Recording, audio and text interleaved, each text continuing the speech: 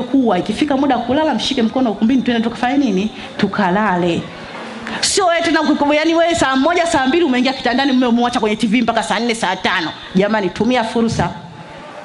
Kulala pamoja. Kama hataki kunyanyuka kwenye TV yuko ukumbini, chukua nguo zako punguza pale pale nayo kwenye kochi kajibaki kwenye mapaja yake mbele nalala. Ukiamka ukimaliza kuangalia TV tunyanyuke twende ndani.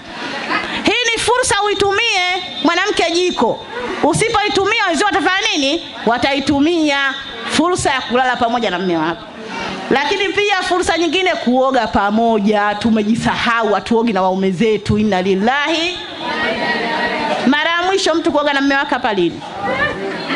Jamani, tunapoteza fursa hizo.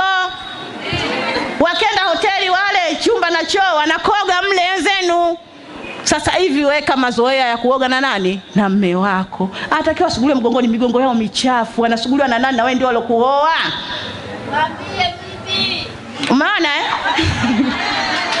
Kwa hiyo jamani, fursa nyingine ya kuoga na nani? Na mume wako. Muanze sasa ukoge na waume zenu. Lakini pia busu saa zote. Ili ndio tumalisahau kabisa.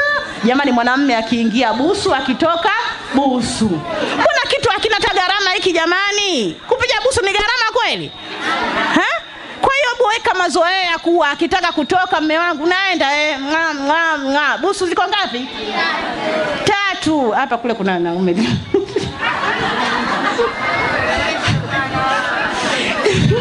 Busu saa zote, usisahau hicho kitu. Akitoka akirudi, akitoka yani hata kama unaosha vyombo ina maana yeye kashazoea, anakuja pale pale nganya hivyo.